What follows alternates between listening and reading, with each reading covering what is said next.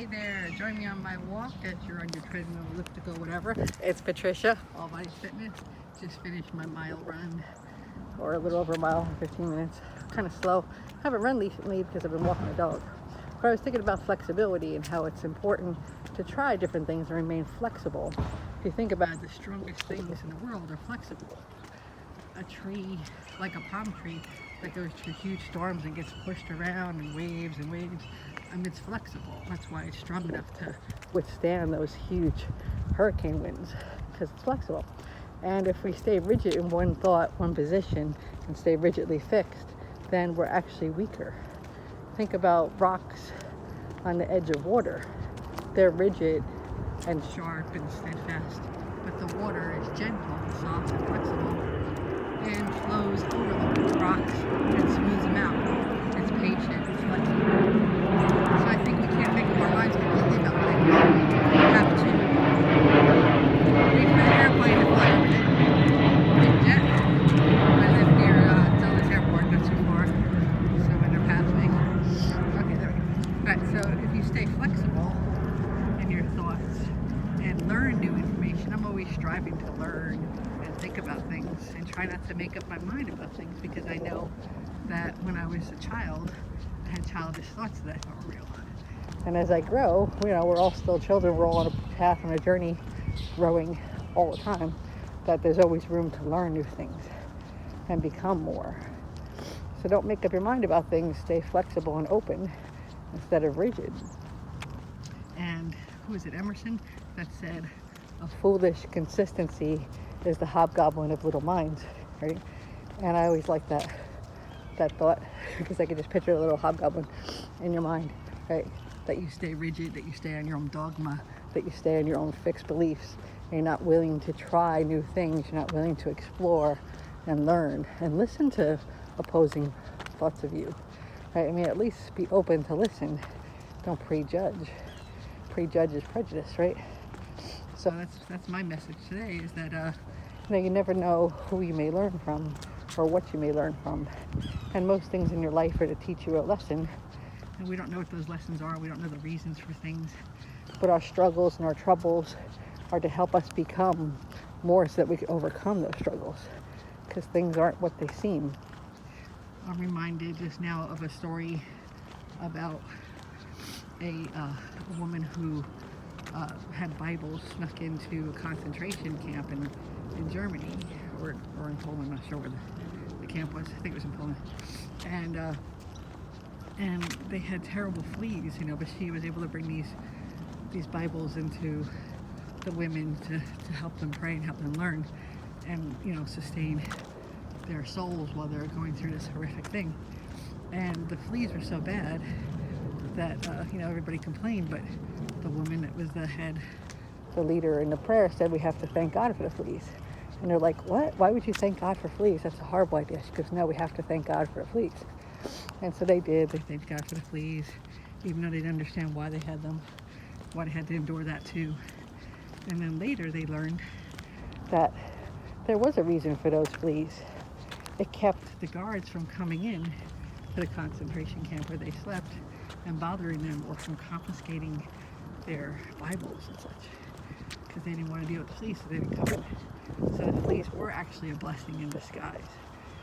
Like all of our own troubles, I believe, what we go through is what we have to go through so that we can become more. I go through my own struggles, just like I'm sure all of you are going through struggles, whether it be in relationship, in finances, in weight, in health. They're all struggles there to teach us something. So the way to not fear, and the way to move confidently through these struggles, is to realize, get curious, and realize it's there to teach us something, and what could that be? Get real curious about it, instead of going to fear, but curiosity. And always maintain gratitude for your life. I start every day with a thank you. Thank you to God, whoever you believe in, whoever your God or source is. Thank them for still being here, still having the strength to get up another day, right?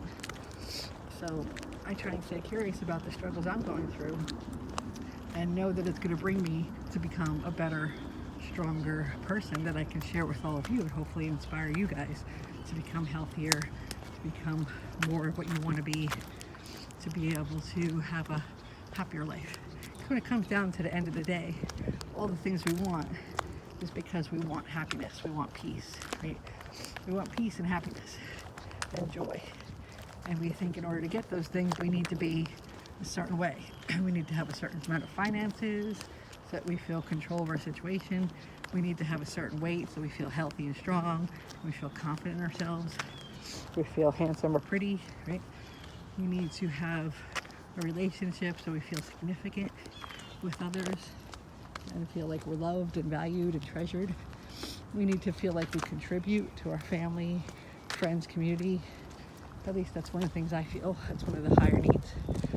So, start out with that curiosity and figure out what these troubles you have are. And, don't be afraid of them. Be curious and then spend a small amount of time defining the problem and then a huge amount of time on working towards a solution, right? So that's how you grow. You overcome the struggles. And so many people wallow in their struggles and define it over and over again and reiterate it and say, how could this happen? And think about it over and over again instead of saying, okay, this is what it is. Now, how do I get past this? How do I grow from this? How do I change it? What is the attribute I need to acquire? What is the habit I need to have, right? I gained 2 pounds this last week. Just going off my healthier diet a bit, feeling more stressed. Walking the dog more instead of running in the morning. I think running is important for me. I haven't run, but I did have an accident a week ago, roughly around Thanksgiving, where I fell on my tailbone. Just a stupid thing. And it still hurts, actually. It hurts especially when I bend over and that kind of thing and pick up something heavy. But I'm going to work through it and realize that it's something I need to overcome, and I need to run anyway because I haven't run since last month because it's December, right? I don't think I ran at all December yet. Got to check. Except for very short distances. And that's something I'm missing. Walking the dog in the morning is great. I'm still doing that, but I need to split the time between walking the dog and then running for myself a couple times a week because I do feel better. And I know it speeds up my metabolism because I run before, I got hiccups. I run before I eat anything. And that way I'm burning yesterday's fat reserves, extending my fast, my overnight sleep fast a little longer, and shortening my eating window a little bit. Because I don't do intermittent fasting anymore the way it used to be. I just do, because I feel like it's messed with my appetite.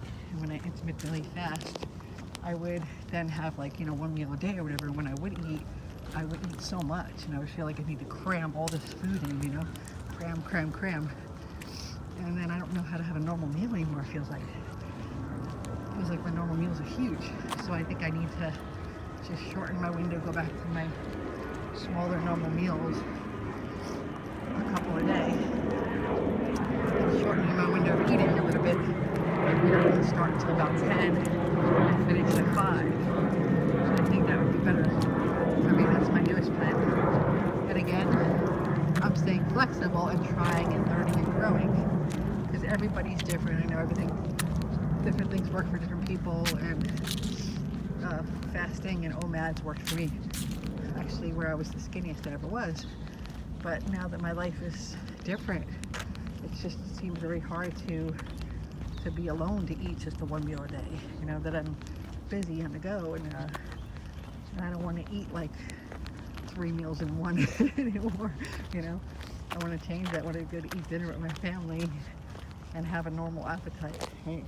So I'm just going to shorten my window a little bit and eat the right foods. Hopefully learn the lessons that I'm learning about avoiding sugar and such. So anyway, that's where my message is today. Hope you enjoyed it. And stay your course. Keep trying, stay flexible, keep learning. Be like the tree that can bend in the breeze and not break. Don't be rigid. Be flexible in your mind and body. Thank you. Take care.